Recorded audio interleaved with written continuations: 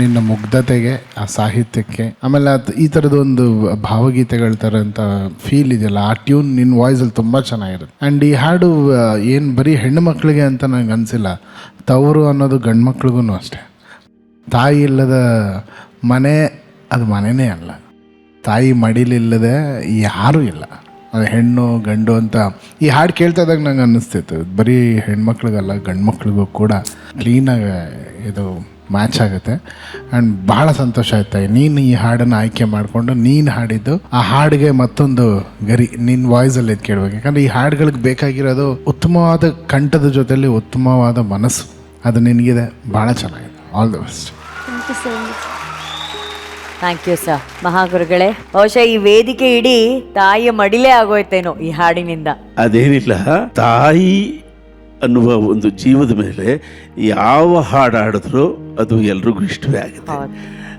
ನಾನು ತಾಯಿ ಮೇಲೆ ಬರೆದ ಎಲ್ಲ ಹಾಡುಗಳು ಜನಪ್ರಿಯವಾಗಿವೆ. ಬೇರೆಯವರು ಬರೆದ ತಾಯಿ ಗೀತೆಗಳು ಕೂಡ ಜನಪ್ರಿಯವಾಗಿದೆ. ಯಾಕಂದ್ರೆ ಅದೊಂದು ಯೂನಿವರ್ಸಲ್ ಸಬ್ಜೆಕ್ಟ್. ಅದು ಚೆನ್ನಾಗಿ ಹಾಡಿದ್ಲು ಅವಳೇ ಸ್ವಲ್ಪ ಅಳ್ತಿದ್ಲು ಹಾಡ್ಕೊಂಡು, ಅಲ್ವೇನವ?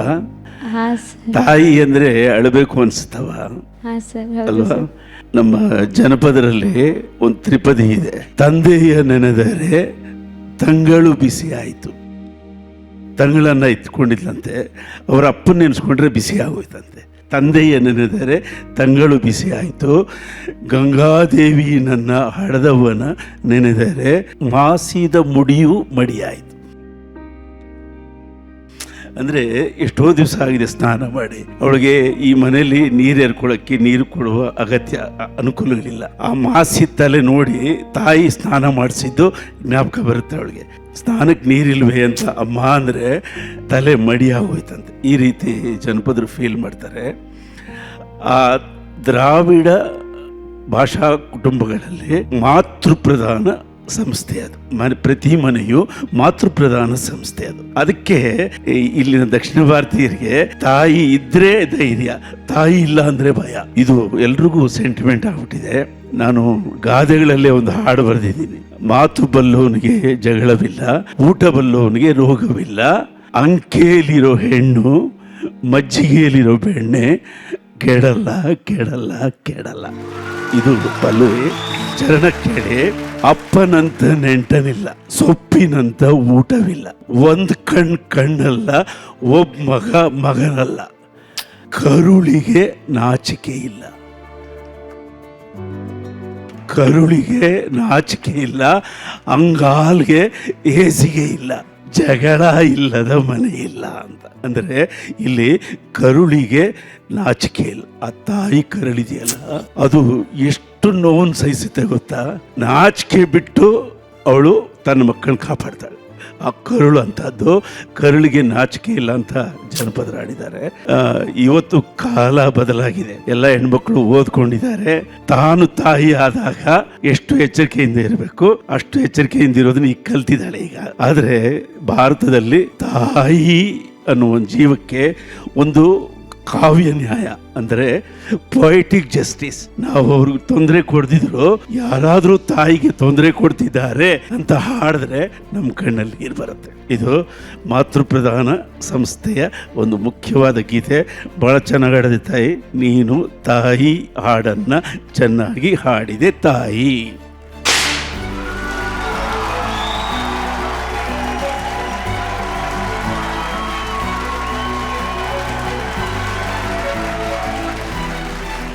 ಅವ ಈ ಹಾಡನ್ನು ಹಾಡಿದಾಗ ನಿಮ್ಮ ಮನಸ್ಸಲ್ಲಿ ಏನು ಅನಿಸ್ತು? ಮಾತಾಡಿ. ನಾವು ಯಾವತ್ತೂ ನೀವು ಮಾತಾಡಿದ್ದು ಕೇಳಲಿಲ್ಲ, ಇವತ್ತು ಮಾತಾಡಿ. ಖುಷಿ ಆಗ್ತದೆ ಅನ್ನೋಷ್ಟಕ್ಕೆ ಅವಳು ವಾಯ್ಸ್ ಕೇಳಿದ್ರೆ ತುಂಬ ಖುಷಿ ಆಗುತ್ತೆ ಅಷ್ಟೇ. ಹಾಡು ಹೇಳ್ಬೇಕಾದ್ರೆ ಎಷ್ಟು ಕಷ್ಟ ಆಗುತ್ತೆ ಅಂತ ಗೊತ್ತಾಗುತ್ತೆ ಅನ್ನೋಷ್ಟಕ್ಕೆ. ನಿಮ್ಮ ತಾಯಿ ಹೆಸರು? ತಾರಮ್ಮ ಸರ್ ಅವ್ರ ಹೆಸರು. ಎಷ್ಟು ಜನ ಮಕ್ಕಳು ನೀವು? ಸರ್ ನಾವು 5 ಜನ ಸರ್. 2 ಹೆಣ್ಮಕ್ಳು 3 ಜನ, 2 ತಮ್ಮಂದಿ ಸರ್, 1 ಅಣ್ಣ ಸರ್ ನಮಗೆ. Very good, very good, very good. ಅದ್ರ ಜೊತೆಗೆ ಈ ಕಾರ್ಯಕ್ರಮದಲ್ಲಿ ಆಕೆಗೆ ಗುರುವಾಗಿ ಗುರಿ ತಲುಪೋದಕ್ಕೆ ದಾರಿ ಮಾಡ್ಕೊಡ್ತಾ ಇರೋದು ಆಕೆಯ ಮೆಂಟರ್. ಸೊ ಐ ಥಿಂಕ್ ಅವ್ರ ಹತ್ರ ನಾವು ಮಾತಾಡ್ಲೇಬೇಕು. ಇಂದು ಅವರೇ, ಇವಳು ಹಾಡ್ತಾ ಇದ್ರೆ ನನಗೆ ನನ್ನ ಅಮ್ಮ ಜ್ಞಾಪಕ ಬರ್ತಾ ಇದ್ರು, ನನ್ನ ತಾಯಿ. ಈ ರಾಗನೇ ಹಾಗೆ ಅನ್ನೋರೆ, ಈ ರಾಗ ಕೇಳಿದ ತಕ್ಷಣ ಆ ರಾಗದಲ್ಲೇ ನಾವು ಲೀನವಾಗಿಬಿಡ್ತೀವಿ. ಇವಳಿಗೆ ಮೊನ್ನೆಯಿಂದ ನಾನು ಈ ಹಾಡನ್ನು ನೀನು ಹಾಡಲೇಬೇಕು, ಎಷ್ಟು ಕ್ಲೀನಾಗಿ ಹಾಡಬೇಕಂದ್ರೆ ಶ್ರುತಿ ಒಳಗಡೆ ನೀನು ಲೀನವಾಗಬೇಕು ಅಂತ ಹೇಳಿ ಬಹಳ ಪ್ರಾಕ್ಟೀಸ್ ಮಾಡಿಸಿದ್ದೆ. ಸೊ ಬಹಳ ಮುದ್ದಾಗಿ ಹಾಡಿದ್ಲು, ಎಲ್ಲರ ಮನಸ್ಸು ಮುಟ್ಟಿತು. ನಮ್ಮ ಕಣ್ಣಂಚಲ್ಲಿ ನೀರು ಬಂದಿದೆ ಅಂತಂದರೆ ಅವಳ ಹಾಡು ನಮ್ಮ ಮನಸ್ಸಿಗೆ ನಾಟಿದೆ. ಬಹಳ ಹೆಮ್ಮೆ ಆಯಿತು ಪುಟ್ಟ. ಈ ಗ್ರಾಫ್ನ ನೀನು ಹೀಗೆ ಕ್ಯಾರಿ ಮಾಡಬೇಕು. ಸೊ ನಿನ್ನ ಮೇಲೆ ಎಲ್ಲರಿಗೂ ಎಕ್ಸ್ಪೆಕ್ಟೇಷನ್ ಇದೆ, ಇದನ್ನು ನೀನು ಹೀಗೆ ಎತ್ತರಕ್ಕೆ ತೊಗೊಂಡು ಹೋಗಬೇಕು. All the very best. Thank you ma'am, thank you so much ma'am. Thank you ಇಂದು. ಬಟ್ ಇವತ್ತು ಪ್ರಗತಿ ಪರ್ಫಾರ್ಮ್ ಮಾಡ್ಬೇಕಾದ್ರೆ ನಾನು ಫಸ್ಟ್ ಟೈಮು ಲಕ್ಷ್ಮಿ ಅವ್ರ ಭಾವುಕರಾಗಿದ್ದು ನಾನು ನೋಡಿದ್ದು. ಬಹುಶಃ ಅವ್ರ ತಾಯಿ ನೆನಪಾದ್ರು, ನನಗೆ ಗೊತ್ತಿಲ್ಲ. ನಿಮ್ಮ ಮನಸ್ಸಿನ ಮಾತನ್ನ ದಯವಿಟ್ಟು ಹಂಚ್ಕೊಳ್ಳಿ ಲಕ್ಷ್ಮಿ ಅವರೇ. ಇವತ್ತು ಬೆಳಗ್ಗೆ ಆ್ಯಕ್ಚುಲಿ ಮನೇಲಿ ಫಂಕ್ಷನ್ ಮುಗಿಸ್ಕೊಂಡು ಬಂದೆ. ಅಪ್ಪ ಅಮ್ಮ ಬಂದಿದ್ದರು. ನನ್ನ ಮಗಳನ್ನ ನಮ್ಮ ಅಮ್ಮನ ಜೊತೆಲಿ ಬಿಟ್ಟು ಬಂದೆ. ಶೂಟಿಂಗ್ ಹೊರಡಬೇಕು ಅಂತ ನಾನು ಅರ್ಜೆಂಟಲ್ಲಿದ್ದಾಗ ಅಮ್ಮ ನೀನೇನು ಯೋಚನೆ ಮಾಡಬೇಡ, ನಿನ್ನ ಮಗಳಿಗೆ ನಾನು ತಿನ್ನಿಸ್ತೀನಿ, ನಾನು ಮಲಗಿಸ್ತೀನಿ, ಎಲ್ಲ ನಮ್ಮಮ್ಮ ಮಾಡಿದ್ದಾರೆ. ಅದೆಲ್ಲ ಇವತ್ತು ನೋಡ್ಕೊಂಡು ಬಂದು ನನಗೆ ತುಂಬ ಎಮೋಷ್ನಲ್ ಆದೆ. ಅದಕ್ಕೆ ಮಹಾಗುರುಗಳು ಹೇಳಿದ್ರಲ್ಲ, ಕರುಳಿಗೆ ಯಾವ ರೀತಿಯ ನಾಚಿಕೆನೇ ಇಲ್ಲ ಅಲ್ವಾ. ನೋಡಿ, ಅವ್ರ ಮಗಳಿಗೋಸ್ಕರ ನೀನು ಹೋಗು, ನಿನ್ನ ಕೆಲಸ ಮಾಡು, ನಿನ್ನ ಮಗಳನ್ನ ನಾನು ನೋಡ್ಕೋತೀನಿ ಅಂತ ಹೇಳೋದೇ ತಾಯಿ. ಅಂತ ಎಲ್ಲ ತಾಯಂದ್ರಿಗೆ ನಮ್ಮ ಕಾರ್ಯಕ್ರಮದ ಪರವಾಗಿ ಆ ಟೈಮಲ್ಲಿ ಏನು ಗೊತ್ತಾ, ಮನೆಯಲ್ಲಿ 12, 13, 15 ಮಕ್ಕಳು ಹೌದು ಅಲ್ವಾ ಸರ್. ನಮ್ಮ ತಾಯಿ ಕಡೆನೂ ಅಷ್ಟೇ. ಅಂದ್ರೆ ಆ ಪಾಪ ಆ ತಾಯಿಗೆ ಎಲ್ರು ಬಾಣಂತನ ಮಾಡೋದು. 8-9 ಜನ ಮಕ್ಕಳು, ಅವರೆಲ್ಲರು ಹೆಣ್ಮಕ್ಳು, ಅವ್ರು ಬಾಣಂತನ ಮಾಡು, ಸೊಸೇಂದ್ರ ಬಾಣಂತನ ಮಾಡು, ಆಮೇಲೆ ಮೊಮ್ಮಕ್ಕಳನ್ನ ನೋಡ್ಕೊ. ಅವ್ರ ಜೀವನವೆಲ್ಲ ನೀವು ನೋಡಿದ್ರೆ ಪ್ರತಿನಿತ್ಯ ಅವ್ರು ಮಾಡಿರೋದು ಬರೀ ಸೇವೆ. ಅವರಿಗಾಗಿ ಒಂದಿನಾನು ಅವ್ರು ಕೂತು ಇವತ್ತು ಸಿನಿಮಾ ನೋಡಿದೆ, ಇವತ್ತೊಂದು ಒಳ್ಳೆ ಮಜವಾಗಿದ್ದೆ ಅನ್ನೋದು ಇರೋದೇ ಇಲ್ಲ ಬಹುಶಃ ಆ ಕಾಲದಲ್ಲ ಸರ್. ನಿಜ. ಆ ಸ್ಯಾಕ್ರಿಫೈಸ್ಗೆ ಕೊನೆನೇ ಇಲ್ಲ. ಹಬ್ಬ ಬಂದ್ರೆ 50-60 ಜನರಿಗೆ ಆಕೆನೆ ಕೂತ್ ಚಕ್ಲಿ ಮಾಡಬೇಕು, ಆಕೆನೆ ಕೂತು ಲಡ್ಡು ಎಲ್ರಿಗೂ ಬಡಿಸ್ಬೇಕು, ಎಲ್ರದ್ದು ಊಟ ಆದ್ಮೇಲೆ ತಿನ್ಬೇಕು. ಮಾಡ್ಬೇಕು. ಅವರು ಲಕ್ಷ್ಮಿ ಮೇಡಮ್ ಹೇಳ್ದಂಗೆ ಬಟ್ ಅದನ್ನ ನಕ್ಕೊಂಡೇ ಮಾಡ್ತಾಳ. ಅವಳು ನೋವು ಇರುತ್ತೆ, ಎಲ್ಲೋ ಯಾರು ಇಲ್ದಾಗ ಪಾಪ ಅಮ್ಮ ಅನ್ಬಿಟ್ಟು ಬೆನ್ನ ಹಿಡ್ಕೊಂಡು ಆ ತಾಯಿ ನಿಂತ್ಕೋತಾಳೆ ನಮ್ಮ ಬಹುಶಃ. ಇಲ್ದಾದ್ರೆ ಸೇವೆ ಸೇವೆ ಸೇವೆ ಸೇವೆ ಸೇವೆ. ನಾನು ನಿನ್ನೆ ಎಲ್ಲೋ ಓದಿದ್ದು, ಈಗ ನೀವು ಹೇಳಿದಾಗ ನೆನಪಾಯ್ತು ಸರ್. ಪ್ರತಿ ಬಾರಿ ನಾವು ನಮ್ಮ ಹುಟ್ಟಿದ ಹಬ್ಬ ಬಂದಾಗ, ಈ ಜನ್ಮದಿನ ಇವತ್ತು ನನ್ನ ಹುಟ್ಟಿದ ಹಬ್ಬ ಅಂತ ಹೇಳಿ ನಮಗ್ ನಾವು ಸೆಲೆಬ್ರೇಟ್ ಮಾಡೋ ಬದಲು, ನಮಗೆ ಜನ್ಮ ನೀಡ್ಬೇಕಾದ್ರೆ ಸಾವಿನ ಅಂಚಿಗೆ ಹೋಗಿ ಮರು ಜನ್ಮ ಪಡ್ಕೊಂಡ್ ಬರ್ತಾಳಲ್ಲ, ಆ ತಾಯಿಯ ಜನ್ಮವನ್ನ ನಾವು ಕೊಂಡಾಡ್ಬೇಕಂತ ನಮ್ಮ ಜನ್ಮ ದಿವಸಂದು. ಇದು ನಿನ್ನೆ ನಾನು ಓದ್ದೆ. ಇವತ್ತು ಈ ಹಾಡಿಗೂ ಈ ಕ್ಷಣಕ್ಕೂ ನೀವು ಹೇಳಿದಂತಹ ಮಾತುಗೂ I feel it's so true.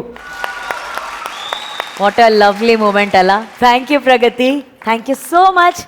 ಈ ಒಂದು ಬ್ಯೂಟಿಫುಲ್ ಕ್ಷಣವನ್ನ ನಮ್ಮೆಲ್ಲರಿಗೂ ಕೊಟ್ಟಿದ್ದಕ್ಕೆ, ನಮಗಷ್ಟೇ ಅಲ್ಲ ಎಲ್ಲ ತಾಯಂದ್ರಿಗೋಸ್ಕರ ಇದನ್ನ ಕೊಟ್ಟಿದ್ದಕ್ಕೆ thank you so much Pragati. Thank you.